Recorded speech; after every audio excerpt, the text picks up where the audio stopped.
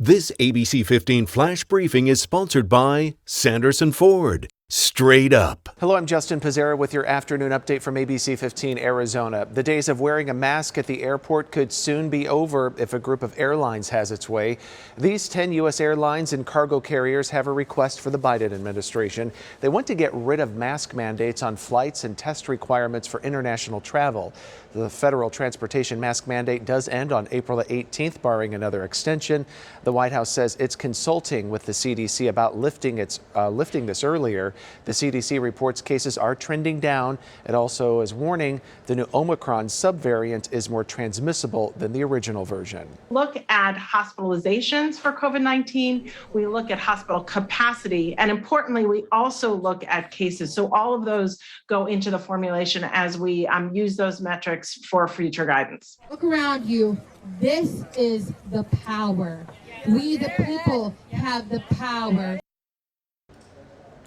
So if the Biden administration does lift the COVID-19 transportation mandates now, which includes other modes of public transportation, it can always be reimposed later. It appears attempts to eliminate or drastically change Arizona's early voting are failing. The Senate Government Committee brought back a bill the House effectively killed last month for a hearing earlier this week. It ends early voting, requires paper ballots and posted results within 24 hours after polls close. While the bill made it out of committee, it may go no further. The ones that were really kind of far out there in terms of their extremity, yet most of those have been stopped. And I think that we've had a bipartisan effort to stop those bills. Senator Martin Quezada sits on the government committee. He credits Democrats and a bloc of Republicans who are crossing the aisle for being able to defeat these bills. He is hopeful that trend will continue. An argument at a Valley outlet mall leads to chaos, fear, and gunshots. 5 people are recovering in the hospital after getting shot at the Tanger outlets in Glendale Wednesday afternoon. Glendale police tell us 2 groups got into an argument and then started shooting at each other. One group consisting of a young man, young woman, and a child. The other 2 teens. All are expected to recover, but it was a devastating scene for everyone involved: first responders, customers, and workers. As you can imagine, seeing a small child being struck by gunfire, that's very traumatic.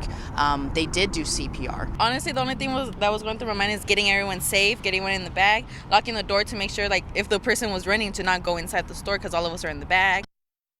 So all stores today are expected to open with normal hours. This year, Girl Scouts in central and northern Arizona sold more than 2.6 million boxes of cookies.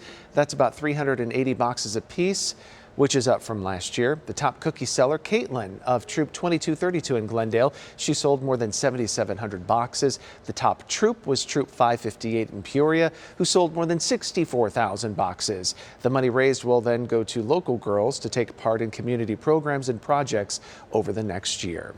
Well, uplifting Arizona, a Valley school getting a big surprise. Every single student receiving a new bike donated from the community, and they're a big hit.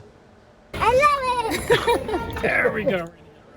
Well, the team at Bob's Free Bikes, an organization we partner with for our own ABC 15 Bike Drive, delivering 135 bikes to kids at St. Matthew Catholic School in Phoenix. Students also getting helmets before testing out their new wheels on a safety course set up by Phoenix Children's. St. Matthew's is a very special place. We serve families that are extremely poor, and for businesses to help us in this way is something that I can't even describe. So a lot of these bikes were donated through our Second Chance Bike Drive.